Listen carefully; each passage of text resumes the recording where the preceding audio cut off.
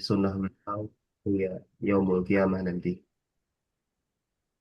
Pertama dan utama, tak lupa kita ucapkan salam kepada guru-guru kita yang telah hadir pada pertemuan malam ini. Kemudian kepada para tutor juga yang telah hadir di majelis tadarus malam hari ini. Dan Bapak Ibu peserta majelis tadarus yang kami hormati serta muliakan. Insya Allah pada malam hari ini kita akan memulai tadarus surat Al-Lahab atau surat Al-Masad. Eh, dua Satu surat ini ada dua nama yang masyhur, yang terkenal ya. Sering disebutkan surat Al-Lahab atau juga Al-Masad. Yang kedua nama ini diambil dari eh, kata di dalam suratnya. Kita masih mengawali dengan eh, tamhid suratnya sebelum kita nanti memasuki ke ayat per ayat. Insya Allah malam hari ini kita akan belajar, kita akan bertadarus bersama guru kita Ustadz August Mujib. Seperti biasa di Tadarus 5T kita akan mengawali dengan tamhid melalui pertanyaan-pertanyaan yang akan memfokuskan tadarus kita pada pembahasan surat Al-Lahab atau surat Al-Masad ini. Bapak dan Ibu bisa siapkan untuk menjawab pertanyaan di kolom chat ya. Eh, kita akan bertadarus surat Al-Masad atau Al-Lahab. Ini surat yang berkaitan dengan eh, apa sesuai nama suratnya Al-Lahab ya, yang terkenal Abu Lahab, seseorang yang hidup bersama dengan Nabi, dekat dengan Nabi.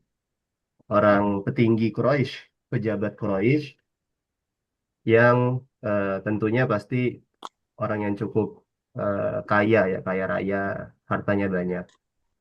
Baik, pertanyaan yang pertama Bapak dan Ibu, sejauh mana harta, sejauh mana harta kita dikatakan bermanfaat? Apa yang menjadikan harta yang kita miliki itu dikatakan harta yang bermanfaat? Bagaimana Bapak Ibu? Kira-kira apa tolak ukurnya? Tolak ukur dikatakan harta kita sebagai harta yang bermanfaat. Jika digunakan di jalan Allah. Tamam.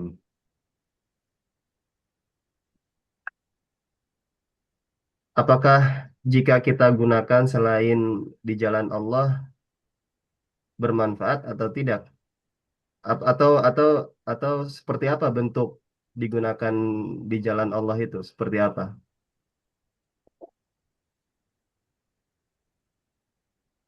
Iya, yang dikatakan harta yang digunakan di jalan Allah itu dipakai di jalan Allah untuk jihad fisabilillah yang relevan dengan keadaan sekarang kira-kira iya bermanfaat untuk orang lain atau untuk orang-orang yang membutuhkan, orang-orang miskin, orang-orang yatim. Ah, untuk membantu dakwah, Masya Allah.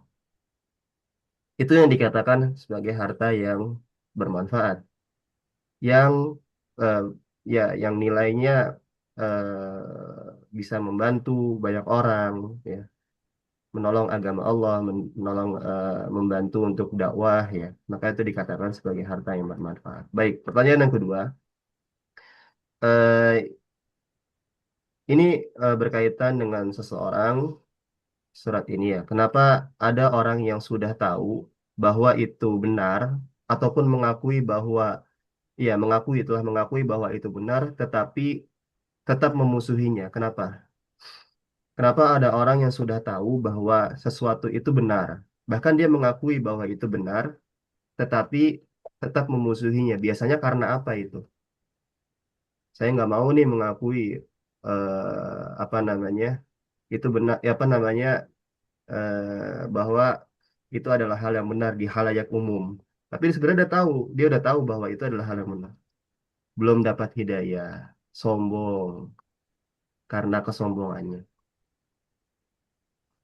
Misalkan orang itu, apalagi orang ini punya jabatan, punya kekuasaan, ya betul karena gengsi, ya punya kekuasaan, dia tahu bahwa itu adalah hal yang benar di depan mata dia. Seseorang telah mengatakan hal-hal yang benar, seseorang telah mengatakan kebenaran, tapi dia enggan mengakuinya karena ia itu udah gengsi. Dia punya kekuasaan, dia punya kekuatan, dia merasa bahwa dirinya lebih tinggi, dia merasa bahwa ketika dia mengakui orang lain kekuasaan atau kekuatannya akan goyah.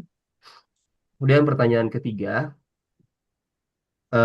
apakah pasangan suami istri itu dapat mempengaruhi dalam hal baik itu kebaikan atau keburukan?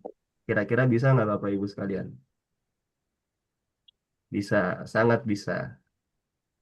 Lebih dominan mana mempengaruhi kebaikan atau keburukan tergantung dari pasangannya ya, tergantung dari pasangannya. Jadi sangat bisa suami istri dapat mempengaruhi di kehidupan.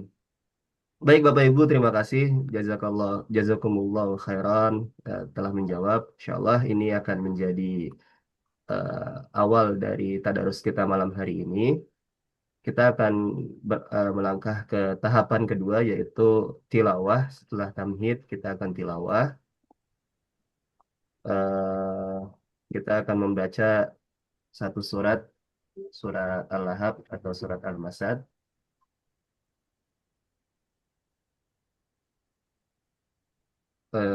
Boleh di sini telah hadir bersama kita tutor kita Ustadz Amin Hussein.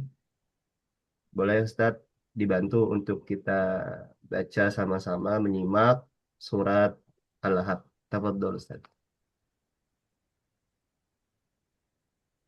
Allah.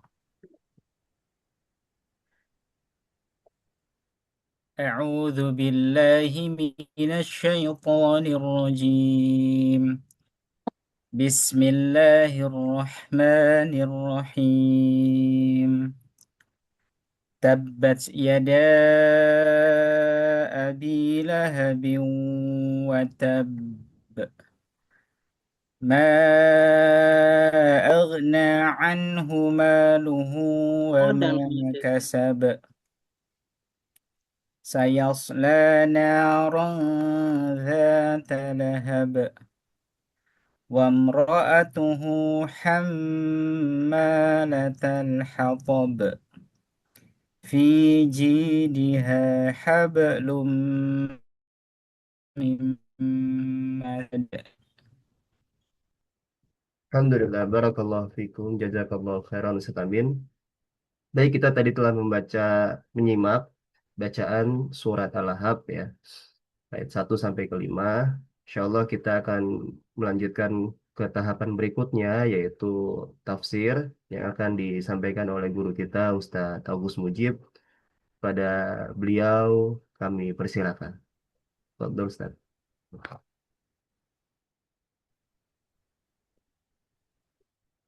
Baik. Bismillahirrahmanirrahim. Assalamualaikum warahmatullahi wabarakatuh. Alhamdulillah. Waalaikumsalam warahmatullahi Alhamdulillahilladzi ja'alal qur'ana hudaw wa nuraw. Summa salatu wassalamu ala man arsalahu Allahu hadiya wa muallima sallallahu alaihi wa ala alihi wa ashabihi ajma'in. Amma ba'd. Allahumma 'allimna al-Qur'ana wa as'adna bihi ya rabbal alamin. Alhamdulillah, pada kesempatan kali ini kita yang pertama panjatkan puji serta syukur kepada Allah Subhanahu wa taala. Salawat beriring salamnya kita haturkan kepada junjungan kita semua Nabi Muhammad SAW. Kemudian kami haturkan terima kasih kepada Muqaddim Barnamij ya, Roisul Jalsah ataupun pembawa acara. Di sini ada Ustadz Raffi dan juga para asatid wal asatidah, para tutor. Ada Ustadz Amin tadi yang telah membacakan surat Al-Masad dan juga para tutor lainnya dan kaum muslimin jamaah yang dirahmati Allah Subhanahu wa taala. Pada kesempatan malam hari ini mungkin nampak tidak seperti biasa karena Ustadz kita, Ustadz Rahmat Hidayat Lubis, beliau berhalangan untuk mengisi majelis pada malam hari ini, sehingga eh, di majelis malam hari ini untuk sementara kita gantikan beliau. Nah, para jamaah eh, kaum muslimin yang dirahmati Allah, alhamdulillah kita pada kesempatan malam hari ini memasuki surat yang baru, yaitu surat Al-Masad, ya, atau surat Al-Lahab, atau surat Abi Lahab, atau surat Tabat Yada Abi Lahab wa Tab. Surat ini tentunya termasuk surat atau golongan surat Makkiyah yang turun sebelum periode hijrah.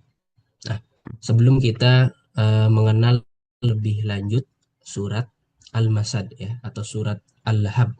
Nah, tadi mungkin sudah sedikit dibuka melalui pertanyaan-pertanyaan tamhid oleh Akhrafi, oleh Ustaz Rafi. Sebelum kita mulai, ada satu, atau kita mulai dengan pertanyaan. Di surat Al-Lahab atau surat Al-Masad ini, eh, coba sebutkan tokoh-tokoh utama atau tokoh-tokoh atau orang-orang yang diceritakan atau termasuk bagian dari cerita yang ada di surat Al-Lahab ini. Nah, silakan. Nah, tokoh utama yang termasuk dalam surat atau kisah yang terdapat di surat Al-Lahab atau Al-Masad. Oke, Masya Allah. Abu Lahab dan istrinya, Abu Lahab dan istri Abu Lahab dan istrinya. Masya Allah. Nah, barakallahu fiik semuanya. Nah, eh, sebenarnya memang betul seperti itu. Tapi kalau kita eh, lihat lebih dalam, tentunya tidak lepas dari tiga tokoh nah, yang disebut, yang secara gamblang, secara jelas itu Abu Lahab jelas, kemudian pasangannya atau istrinya, dan juga ini berkaitan langsung dengan ponakannya. Siapa itu ponakan Abu Lahab di sini? Jadi ada tiga sebenarnya. Ah, Nabi Muhammad SAW. Nah, Masya Allah, Rasulullah, Nabi Muhammad SAW. Betul. Barakallahu fiik. Jadi eh, kisah di balik surat Al-Masad atau Al-Lahab ini berkisah tentang keluarga, ya, keluarga. Nah, tadi sudah disebutkan ada ponakan, yaitu Nabi Muhammad SAW, ya, ponakan Abu Lahab. Kemudian Abu Lahabnya itu sendiri sebagai objek utama, kemudian istrinya. Jadi sebenarnya ada tiga tokoh secara langsung yang berada di eh, di balik kisah yang ada di surat Al-Lahab ini. Nah, jadi mereka ini keluarga besar, keluarga dekat secara nasab. Taib. Eh, selanjutnya, selanjutnya dalam kehidupannya, tentu dalam berkeluarga ataupun kehidupan sosial, dan wabil khusus dalam berkeluarga. Nah, tentu kita juga tidak memungkiri bahwasanya meskipun dalam berkeluarga, ya, saudara gitu kan, kerabat atau keluarga dekat lah, ring pertama lah istilahnya, itu terkadang terjadi konflik. Nah, benar apa tidak benar tentunya, ya, ada saja konflik. Nah, konflik apa saja yang biasa terjadi di ruang lingkup keluarga besar atau keluarga dekat, ya, artinya ring pertama lah bisa dibilang, eh, paman, bibi, kakek gitu kan, anak dan orang tua, ya, di ruang lingkup itu. Nah, tidak dipungkiri terjadi konflik. Nah, kira-kira apa yang menyebabkan biasanya terjadi konflik antar keluarga? Harta waris, kekuasaan, ya.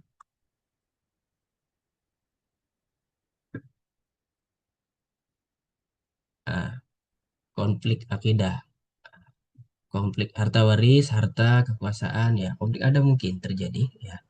Baik. Nah, jadi tidak dipungkiri ya, eh, kita dalam berkeluarga itu terjadi konflik, bahkan membesar sehingga memutusnya jalur keluarga atau memutusnya hubungan silaturahmi. Walaupun secara nasab tidak terputus, tapi memutuskannya hubungan keluarga, hubungan atau interaksi atau komunikasi dengan keluarga. Baik. Nah, jadi sudah menjadi hal yang memang lumrah yang kita tahu gitu, bahwasanya dalam keluarga pun terkadang atau bahkan mungkin sering terjadi konflik-konflik. Nah, begitu pula keadaan yang terjadi atau yang menimpa Nabi kita Muhammad SAW. Dalam kisah ini, bahwasanya Nabi Muhammad SAW menghadapi ujian berupa konflik atau tantangan atau permusuhan dari keluarga sendiri, keluarga dekat sekali. Nah, kenapa terjadi konflik tersebut atau kenapa terjadi hal demikian? Tentu insya Allah kita secara umum paling tidak akan kita bahas di sini, insya Allah. Nah, kita mulai dari tokoh utama. Nah, siapa tokoh utama yang terdapat di surat Al-Masad ini? Yang menjadi tokoh utamanya Abu Lahab. Baik, barakallahu fiik. Jadi kita mulai dari tokoh utamanya dulu ya, Abu Lahab. Tentu ya, bentar. Baik. Oke, di-mute dulu yang lain. Oke. Nah, jadi tokoh utama di surat Al-Masad ini Abu Lahab. Nah, siapa sih Abu Lahab? Nah, tadi sudah sedikit disinggung. Abu Lahab itu paman Nabi Muhammad Shallallahu Alaihi Wasallam. Paman, saudara ayahnya. Bayangkan saudara kandung ayahnya. Nah, namanya Abul Uzza, nama aslinya Abul Uzza ibn Abdul Muttalib. Nah, jadi paman Nabi, saudara ayahnya, keluarga dekat sekali ya. Nah, jadi itulah Abu Lahab. Nah, kemudian kita sudah tahu bahwasanya sebelum Nabi diutus, gitu kan? Nabi itu cukup terkenal di kalangan Quraisy atau di Mekah saat itu. Nah, di antara gelar yang disematkan kepada Nabi itu gelarnya apa? Ada yang masih ingat atau tahu? Al-Amin. Ya. Nah, sebelum Nabi diutus, ya, atau sebelum Nabi menerima wahyu, nah, tentu keadaan keluarga ini baik-baik saja, gitu kan. Bahkan menurut suatu riwayat, Abu Lahab, paman Nabi, ketika Nabi lahir, itu sangat senang, sangat gembira. Bahkan diriwayatkan ketika Nabi lahir itu, karena rasa senangnya, rasa gembira atau rasa syukurnya, si Abu Lahab ini memerdekakan budak perempuannya. Nah, jadi sebagai saking senangnya ponakannya lahir. Jadi tidak ada masalah sampai beranjak dewasa gitu kan. Sangat senang, sangat bangga dengan ponakannya. Nah, itulah kurang lebih sebelum Nabi diutus. Jadi tidak ada masalah. Nah, Abu Lahab ini kita tahu tadi nama aslinya Abdul Uzza. Nah, kalau nama Al-Uzza, Uzza, ada yang ingat atau enggak kira-kira nama itu nama apa nih? Nah, Al-Uzza, nama berhala. Nah, di antara nama-nama berhala yang masyhur ya, yang familiar saat itu apa saja? Ada Uzza ya, terus apalagi barangkali Lata, nah, itu yang ada di sekitaran Ka'bah yang masyhur, yang ibaratnya yang familiarnya, yang besarnya. Uzza, Lata dan Manat.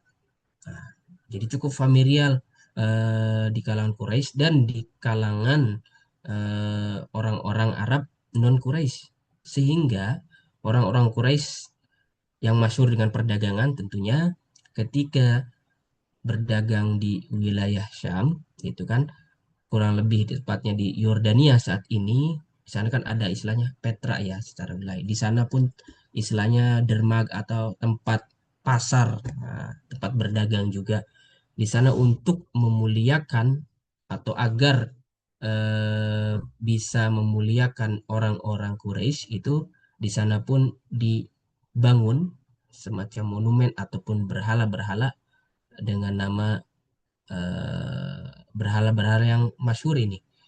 Uzza, Lata, dan Manat di sana. Di Syam ya. Tepatnya di Yordania kalau saat ini kurang lebih ya wilayah itu.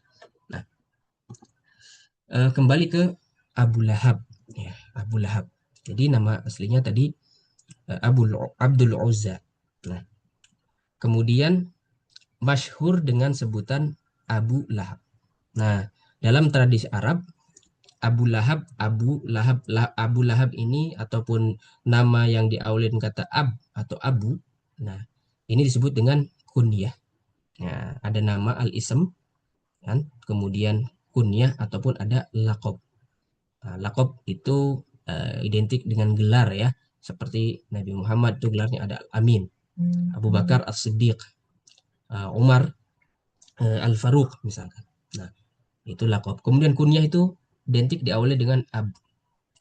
Nah, bisa diidofahkan atau ditambahkan dengan nama putranya jika mempunyai anak. Nah, misalkan anak namanya eh, Ahmad misalkan. Jadi kunyahnya Abu Ahmad.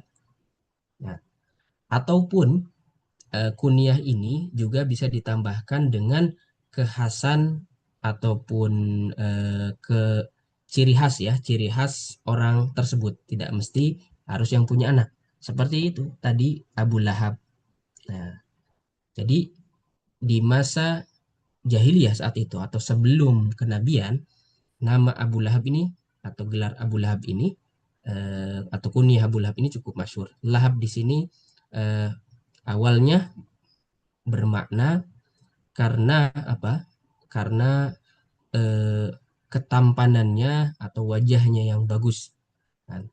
Li isyraqi wajhi, karena wajahnya bisa dibilang bercahaya atau bersinar atau wajahnya putih kemerah-merahan, pokoknya menarik perhatian. Nah, jadi itu bisa dibilang eh, makna dari nama Al-Lahab itu sendiri. Nah, makna awal ketika sebelum kenabian. Kenapa dinamakan Abu Lahab? Nah, jadi dalam tradisi Arab itu nama kunyah itu lebih sering digunakan nah, untuk memanggil dan sebagai bentuk penghormatan. Jadi tidak dengan nama aslinya, biasanya seperti itu. Masyhurnya dengan nama-nama kunyah, biasanya seperti itu. Nah, jadi kayak seperti Abu Bakar, nah, itu ya bukan bukan namanya Abu Bakar, tapi itu kunyah. Nah, begitupun Abu Lahab. Nah,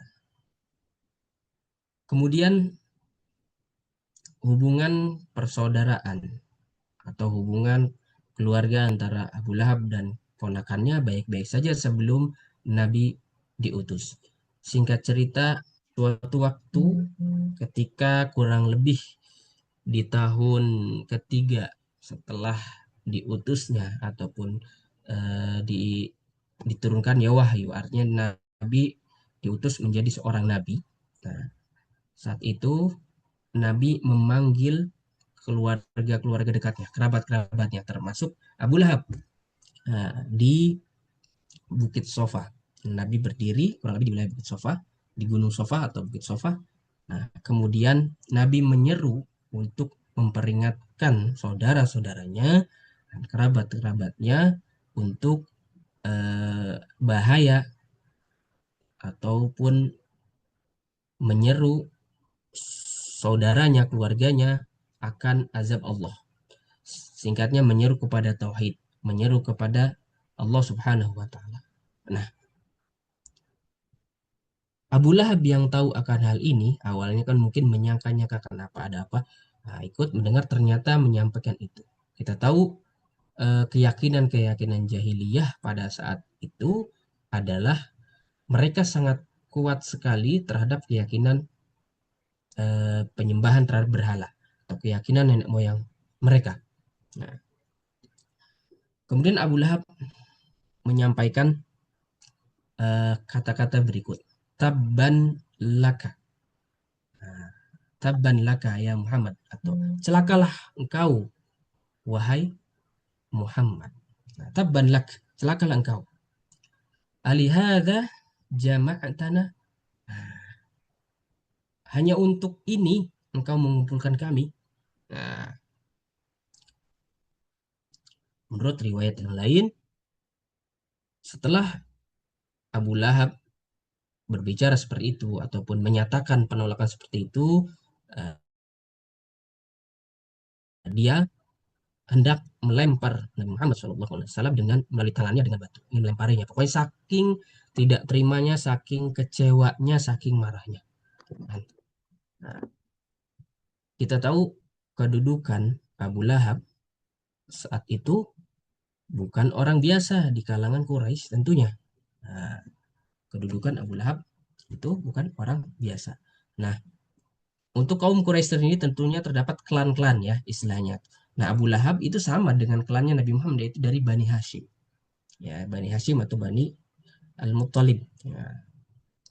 Kemudian ada klan-klan yang lain seperti Bani Umayyah, Bani Makhzum, kemudian Bani Taim, kemudian Bani Saham, dan yang lainnya. Itu klan-klan Quraisy. Nah, di sana mulailah kebencian Abu Lahab terhadap ponakannya, yaitu Nabi Muhammad SAW. Nah, dari kisah ini kita tahu apa yang menyebab atau penyebab utama Abu Lahab membenci Nabi Muhammad. Silakan jawab. Apa penyebab utama Abu Lahab membenci Nabi Muhammad SAW? Ya, fadol.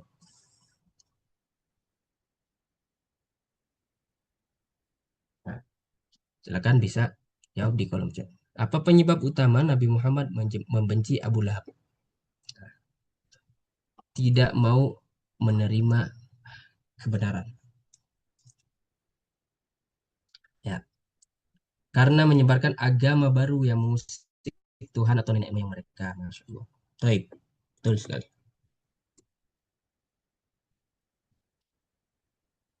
Nah, baik, barakallahu.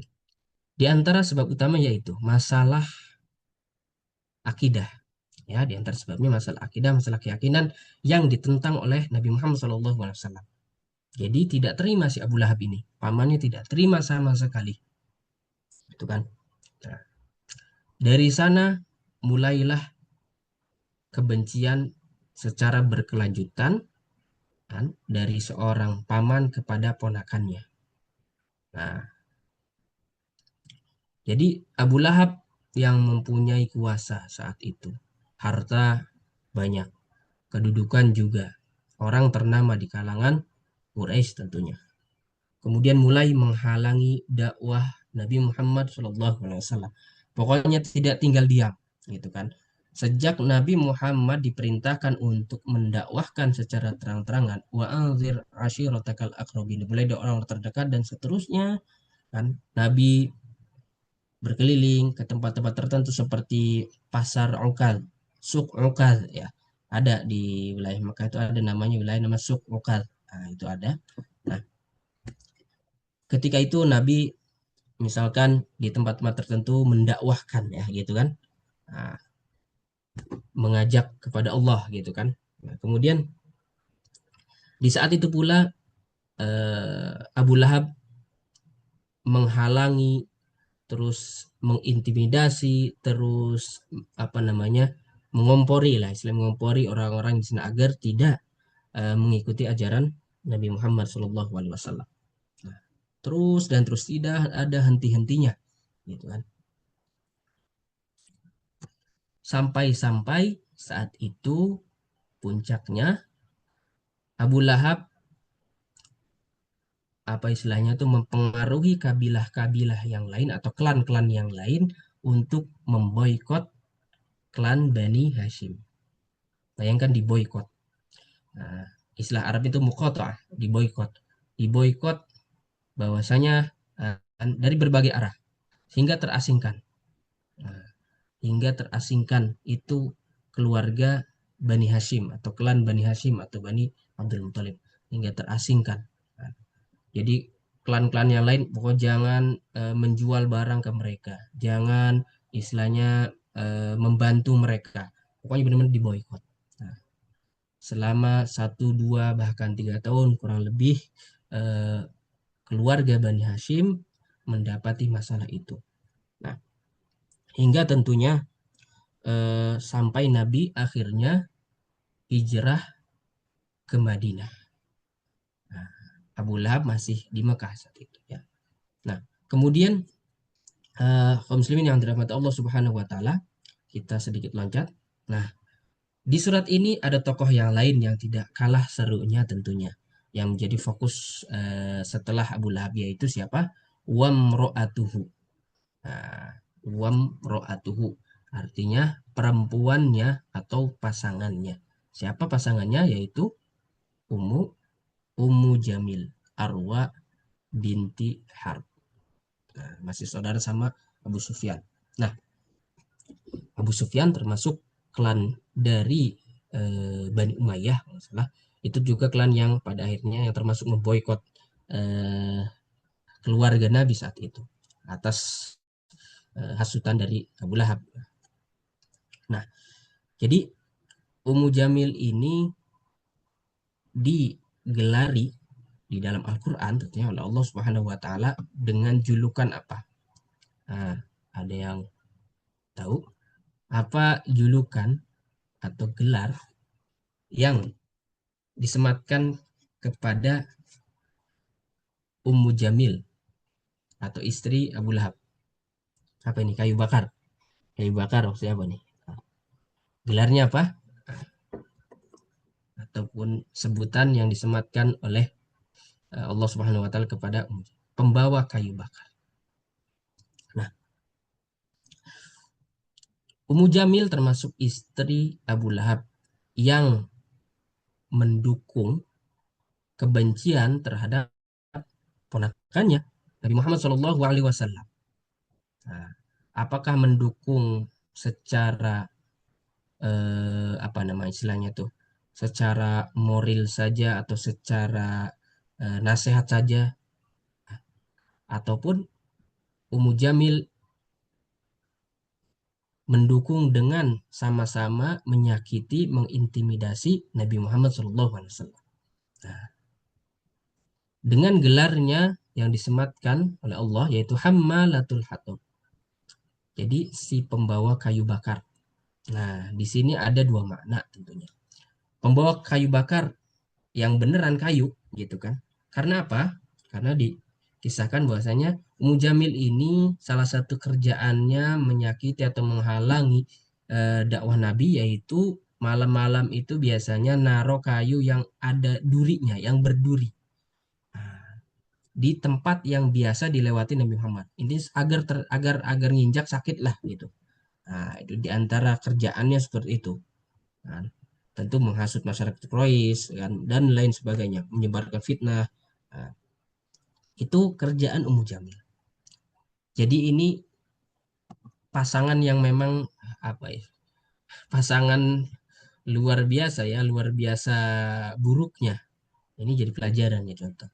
Nah, jadi ini bukannya harusnya saling mendukung kan dalam dakwah, dalam kebaikan, ini saling mendukung dalam keburukan. Nauzubillah. Mudah-mudahan kita terutama bagi yang berkeluarga ataupun yang belum ya berkeluarga kan, yang sudah berkeluarga, mudah-mudahan kita menjadi pasangan yang mendukung dalam kebaikan. Nah, jangan salah satunya kan malah mengompori, menghasut untuk melakukan kejahatan. Tapi jadilah pasangan seperti pasangan siapa? Nabi Muhammad SAW tentunya kan. Nabi Muhammad dan siapa? Dan Siti Khadijah. Dari awal sejak Nabi Muhammad ya yang menikah bahkan mulai diangkat atau mulai ada tanda-tanda diangkat menjadi nabi sampai beliau wafat ya, Siti Khadijah wafat, itu tidak henti-hentinya mendukung sepenuhnya jiwa dan raga, kan, materi maupun non materi atas dakwah Nabi Muhammad SAW. Bahkan dikisahkan sampai-sampai di akhir atau menjelang akhir hayatnya, kan, di tahun-tahun terakhir atau di waktu-waktu akhir ya, Siti Khadijah mengungkapkan bahwasanya jikalau gitu kan, jikalau aku mati, jikalau aku meninggalkan dunia ini, setidaknya apa yang bisa dimanfaatkan untuk mendukung dakwah Nabi Muhammad maka dimanfaatkan, walaupun tulang belulang beliau. Jikalau tulang-tulangku bisa dimanfaatkan, manfaatkanlah sampai ke tulang-tulangku untuk membantu mendukung dakwah Nabi Muhammad SAW. Sampai segitunya. Ini pasangan yang luar biasa. Berbeda jauh dengan pasangan tadi, yaitu Abu Lahab dan istrinya. Nah, yaitu Ummu Jamil. Nah, jadi selanjutnya Nabi hijrah. Nah, ketika Nabi hijrah, Abu Lahab tentu tetap berada di Mekah terus memusuhi Islam masih gitu kan. Nah, puncaknya adalah di Perang Badar ya. Perang Badar itu Abu Lahab tidak ikut juga ya. Karena usianya sudah renta ya, tidak ikut berperang Perang Badar. Kekalahan Perang Badar kalah. Tentu Abu Lahab sangat kecewa dan sangat terpukul. Dan kemudian dalam waktu dekat sampailah Abu Lahab ya sakit kan, sakit parah kan, dihinakan oleh Allah saat itu ya, sakit parah, kemudian meninggal dalam keadaan hina. Nah, jadi begitulah kurang lebih ya secara singkat tentang kisah di balik surat Al-Masad yang 3 tokoh utamanya, yaitu tokoh utamanya Abu Lahab ya yang dibahas, objek utamanya, kemudian istrinya, dan tentu berkaitan dengan ponakannya yaitu Nabi Muhammad SAW. Kisah keluarga yang terpecah karena masalah akidah, masalah utamanya keyakinan. Nah, baik ikhwas sekalian yang rahmat Allah Subhanahu wa taala, itulah tadi terkait kisah ya, terkait kisah di balik surat Al-Masad. Nah, kita lanjutkan sedikit ya mengenai surat Al-Masad tersebut. Nah, di sini alhamdulillah tadi sudah dibacakan surat Al-Masad yang di sini terdapat ada 5 ayat. Nah, kita baca pelan-pelan ya. Kita bahas sedikit demi sedikit secara umum. Nah, ayat pertama yaitu tabbat yada abi lahabi wa tab. Nah, tabba. Nah, tabbat. Bisa kapan apa? Bentar, ada suara. Tadi mana? Oke. Jadi tabbat yada. Nah, tabbat atau tabba itu tadi semacam ungkapan penghinaan atau ancaman seperti kata wailun. Nah, di surat-surat apa di beberapa surat atau di Al-Qur'an itu ada surat yang dimulai dari kata wail misalkan. Seperti surat apa saja tuh? Di juz amma ada itu. Wailun likulli humazatil lumazah. Nah, terus apa lagi tuh? Wailul lil mutaffifin. Nah, begitu juga dengan kata tabba. Nah, itu bentuk hinaan pada seseorang. Tabban lak. Wailun lak. Itu sama. Kurang lebih seperti itu. Jadi tabbat yada. Celakalah, rugilah, hancurlah. Yada. Nah, yada ini artinya 2 tangan. Abi Lahab. Jadi 2 tangan Abi Lahab. Watabba dan celaka. Nah, pertama, redaksi pertama itu secara khusus celaka 2 tangan Abu Lahab. Kenapa 2 tangan? Nah, tangan ini termasuk organ utama yang secara fisik menyakiti Nabi atau apa namanya yang secara fisik mempunyai peran utama dan dalam menyakiti seseorang atau menyakiti Nabi. Nah, tangan biasa dilakukan untuk memukul, gitu kan, untuk melempar. Nah, kalau secara tekstual riwayatnya pun itu Abu Lahab itu hendak melempar ya, melempar dengan tangannya, melempar dengan batu. Artinya tangannya. Nah, tangan juga memang secara kiasan mengandung kekuasaan ataupun sesuatu yang mempunyai pengaruh. Nah, akan disebut tabat ya, celakalah kedua tangan atau celakalah Abu Lahab.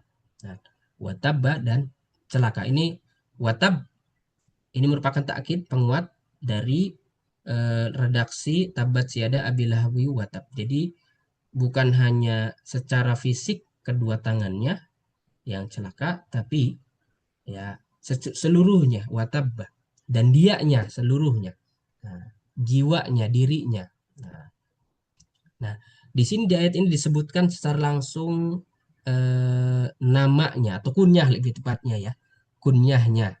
Karena kunyah ini tadi sudah disebutkan lebih masyhur atau lebih sering disebut di kalangan tradisi Arab, tidak dengan nama langsung. Biasanya orang Arab itu manggil atau ngomong gitu. Ya Abu Ahmad, ya Abu Qasim, ya pakai kata kunyah biasanya Abu Lahab. Nah, jadi makna yang pertama kita sudah bahas. Jadi Abu Lahab ini kenapa dibilang Lahab, karena ya wajahnya itu bersinar ataupun putih kemerah-merahan, pokoknya bagus lah, bercahaya. Nah, bisa dibilang ini maknanya di sini kalau lihat makna awal masih makna yang ya masih bagus lah. Nah, masih terkesan positif. Nah, kemudian ayat selanjutnya ma aghna anhu maluhu wa ma kasab. Ma aghna, tidak, aghna itu cukup, mampu, bisa.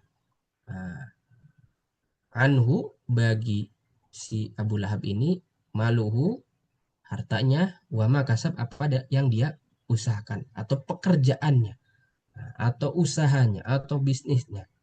Nah, jadi tadi kita sudah sebutkan sekilas Abu Lahab ini orang yang punya harta, orang kaya, orang punya kedudukan, gitu. Sehingga dia pede, dengan pedenya dia melawan, ya, melawan seterang-terangan, melawan dengan segenap tenaga apa yang disampaikan oleh Nabi Muhammad, dan berpikiran bahwasanya dengan harta dia punya kekuasaan, bahkan bisa mengajak mengompori orang-orang atau kaum-kaum klan-klan Quraisy lainnya untuk memusuhi Nabi Muhammad SAW hingga memboikot keluarga Nabi Muhammad SAW, klan Bani Hashim.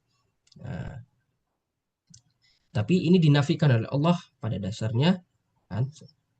Pada akhirnya ketika di dunia pun sampai akhir hayatnya terhinakan, kan gitu kan, tidak bisa melawan ya dengan pada akhirnya ya dengan hartanya yang dia punya gitu kan, ataupun apa yang dia eh, jalankan dari usahanya. Nah, kemudian selanjutnya saya selana ronza talahab. Nah, jadi si Abu Lahab ini kata Allah kan, akan masuk neraka zat lahab, yang lahab mempunyai api yang bergejolak. Nah, lahab di sini api yang bergejolak. Nah, ini makna selanjutnya atau makna yang dimaksudkan dari nama lahab itu sendiri. Jadi walaupun terkesan sebelum jahiliyah atau ketika masa jahiliyah itu nama lahab itu bisa dibilang terkesan ya cukup bagus karena bagus rupanya, tapi eh, selanjutnya makna lahab di sini dikesankan ataupun ditujukan kepada Abu Lahab, bahwasanya lahab di sini identik dengan neraka yang disediakan untuknya, neraka yang bergejolak apinya, lahab, gitu kan. Jadi di sini Allah sudah menentukan bahwasanya Abu Lahab walaupun keluarga Nabi, karena dia menentang Nabi Muhammad SAW, akhirnya apa? Masuk neraka. Wa imra'atuhu hammalatal hatab. Nah, di sini imra'atuhu. Nah, tidak disebutkan nama seperti nama Abu Lahab, tapi disebutkan nama imro'atuhu, yaitu pasangannya. Jadi disebutkan namanya secara langsung. Nah, karena yang dominan memang Abu Lahab, dan yang mengikuti dan yang mendukung itu istrinya atau pasangannya. Hamalatal hatab. Nah, makna secara letterleknya hamalatul, secara lahiriah atau zahiriahnya, istri Abu Lahab ini yang membawa atau yang sering membawa kayu bakar. Hamalah itu secara bahasa artinya yang selalu, yang sering membawa, bukan hanya membawa saja. Kalau membawa itu bahasa Arabnya itu hamil, ya, hamil. Nah, itu membawa saja, membawa atau kadang-kadang membawa, ya, membawa. Kalau hamalah itu sigat mubalaghah, jadi sering, selalu. Hamalatul hatab selalu membawa, menaruh kayu untuk agar Nabi Muhammad celaka ketika lewat. Nah, malam-malam tuh ditaruh kayu yang ada duri-durinya apa gitu agar itu, dan itu sering. Maka istilahnya hamalah, yang selalu membawa. Nah, itu diantara kelakuan istri Abu Lahab yang mendukung, ya, mendukung suaminya, ya, untuk membenci Nabi. Fi jidha hablum mim masad. Nah, akhirnya juga sama. Nah, fi jidha ini berkaitan dengan akhir hayat istrinya Abu Lahab. Fi jidha, di dalam lehernya, hablum itu tali. Jadi dikalungi oleh tali. Min masad, tali yang dipintal, yang dari serat-serat kurma itu biasanya. Itu. Jadi digabung, jadi tali yang kuat lah intinya gitu. Nah, karena menurut riwayat yang lain, dia itu salah satu yang dia bagang adalah dia mempunyai perhiasan yang ditaruh di leher, perhiasan yang menjadi yang disombongkan, yang dia sombongkan. Tapi Allah membalikan itu dengan perhiasan di akhirat atau di neraka dengan tali yang sangat kuat yang mengikat leher. Nah, jadi dua pasangan sejoli ini, pasangan ini, dua pasangan itu akhirnya hasil akhirnya adalah masuk neraka. Nah, jadi kaum muslimin yang dirahmati Allah Subhanahu wa taala, itulah tadi sekilas mengenai kisah eh, Abu Lahab, istrinya dan juga ponakannya Nabi Muhammad Shallallahu alaihi wasallam. Nah, mungkin itu saja yang bisa kami sampaikan. Selanjutnya, mungkin ada waktu, eh, ikhwan sekalian bisa membersamai dengan para tutor masing-masing untuk menggali hikmah-hikmah atau pelajaran-pelajaran terkait surat Al-Masad ini secara umum. Barakallahu fiq, jazakumullahu ahsanul jazak. Syukran.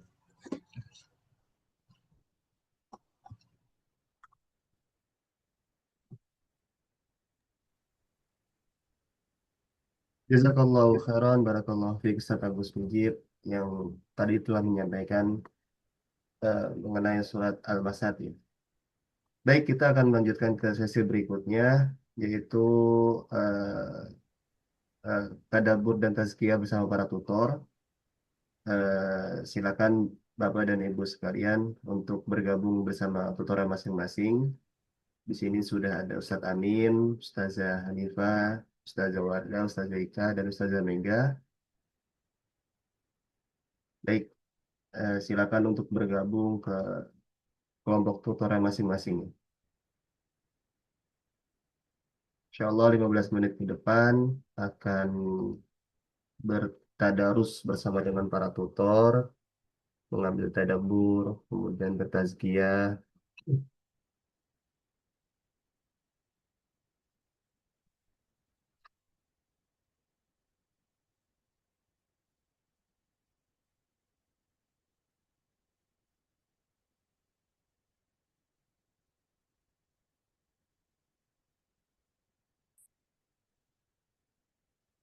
Silakan yang sebelumnya bersama dengan Ustadz Agus Mujib bisa pindah ke kelompok tutor lainnya, bisa bersama dengan Ustadz Amin, ada juga Ustazah Hanifah, Ustazah Wardah, Ustazah Ika, dan Ustazah Mega di sini ya. Pardon.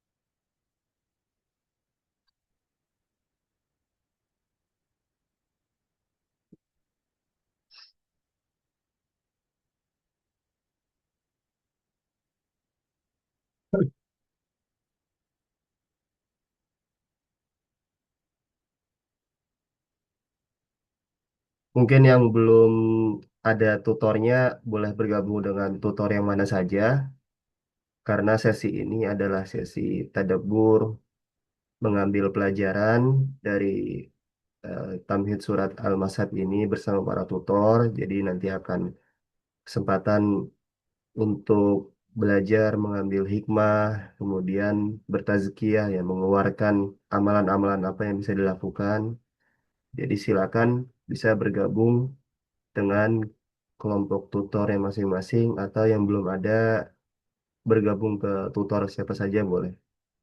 Ada Ustadz Amin di sini, ada Ustazah Hanifah, ada Ustazah Wardah, Ustazah Ika, dan Ustazah Mega.